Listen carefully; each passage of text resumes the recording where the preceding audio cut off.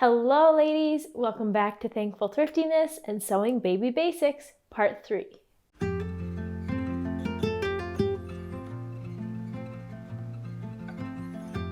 So today I'm going to show you how I recovered a bumper pad that used to be in my little brother's nursery to go in my daughter's. At the end, if you enjoyed this video, please give it a thumbs up and subscribe to the channel if you're not already. So I didn't make my own bumper pad from scratch. I used an old one from my brother's nursery and recovered it to work in my daughter's. The budget for this project was just too cheap. I would have only had to buy some batting, some nice thick batting to go inside the bumper pad, and then some more ribbon to attach to the pillow to tie it up. But like I said, all I did was recover an old one. So this is really great if you have a baby that was one gender and then your new baby is the other gender and you want to switch up the nursery in between babies to make it fit. I kind of didn't even know if I should make this a video, but I made a big mistake that I thought would be really valuable to share with you guys because it is possible to go too cheap. My big mistake was that I didn't buy enough fabric. So I measured out the bumper pad that my mom gave me from my brother's nursery, and I thought I bought enough. I bought 2.5 yards. I thought there's no way that this isn't enough. But I didn't calculate in how wide the fabric was compared to the size of the bumper pad. I pretty much just based my measurements off of length and assumed that there was enough. Big lesson learned. Always get more fabric than you think you will need and very carefully measure all parts of whatever you're making when you're recovering something. So I took my brother's bumper pad, I measured it, and I added an inch at least all the way around to my measurements. That would give me a seam allowance, that gave me room for error, so I thought, let's just proceed though, assuming that you knew how to measure and purchase fabric. So it was a really simple project. Basically, it was making a giant pillowcase with holes in it. Well, 4 of them because the bumper pad came in 4 pieces. Originally, I thought I was gonna make my own, and then I got to the store and realized it was way too expensive. So I just purchased enough ribbon to make ties all the way around, not knowing exactly what I was going to do yet. So I purchased 2 spools of ribbon, which came in huge handy when I made my mistake, but I just didn't know it at the time. I didn't even purchase the thread. I already had some at home. So when I got home, of course, I washed and dried the fabric on the hottest setting I would ever wash and dry this cover at to pre-shrink the fabric so we don't have issues later. And then I ironed it out to make it easier to work with. Then I began cutting out my fabric.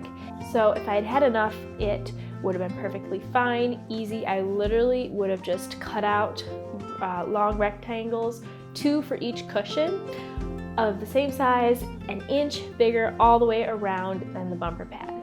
Because I made a mistake, all I did was take the ribbon that I bought and kind of extended the edges of one side of the bumper pad. So for each bumper pad, I cut out 2 pieces of fabric.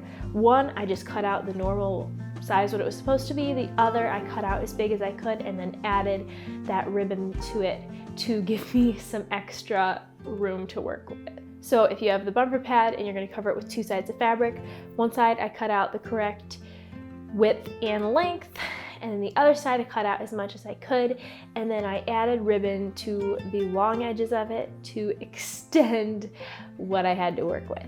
So there, that's it with the mistake. Now you guys know, and honestly I can't even see it in the completed project, so it's not a huge deal. But if you have to improvise, there's an idea. Now the actual making of the bumper pad cover was pretty straightforward.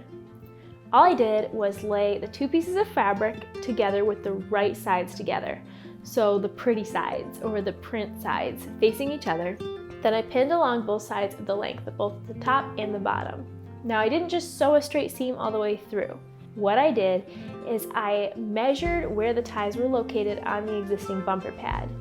Where those ties were located, I would leave about an inch gap for each tie. That way I could slip the ties right through in the end and use it as the existing bumper pad was created to be used. That way when it was completed, I could just use those same ties instead of having to make new ones. So I mentioned that I added an extra inch along all the edges of the bumper pad cover to make sure we had enough room to work with. So if I had measured correctly and done all of that, I would have used 1/2 inch seam allowance all the way around, which is basically lining up the stitch so that it is 1/2 inch inside the edge, I guess you could say. So I stitched 1/2 inch seam allowance along the top and the bottom, skipping those tie areas that I measured out.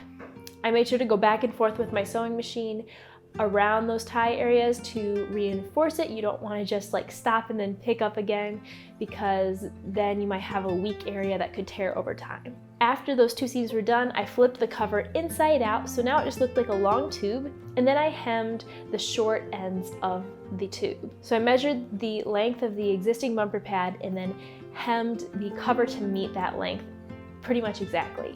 I thought about closing up the edges, and then I realized it would actually be a lot easier just to leave them open, and because they meet up in the crib, it wouldn't really be noticeable.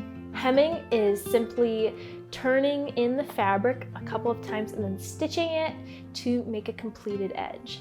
So I hemmed the 2 ends of the bumper pad cover and then slipped the bumper pad in, which was a little bit of a wrestling match because, like I said, didn't quite have enough fabric, but in the end it did work out. Once the bumper pad was into the cover, I pulled the ties through, and that was it. I repeated that same process with the other 3 pads. I had 2 long pads and 2 short pads, and then I installed them in my daughter's crib. So even though I made mistakes, the completed product was exactly what we needed. It looked perfect in her room because that navy blue stripe really wouldn't have looked all that great in her more girly room. And now she can thrash around in there all she wants, and I don't have to worry about getting her up out of her bed the minute she wakes up. So there you have it. Now if I have a boy next, I can just remove that cover and either make a new one or just leave that navy blue and white stripe up and decorate the rest of the nursery around it. I hope this video was helpful to you and will give you some longevity with your kiddos' bumper pad in their cribs, because it's not something I want to purchase for future children. Thank you so much for watching. I hope you have a wonderful rest of your day, and I'll talk to you next week. Bye!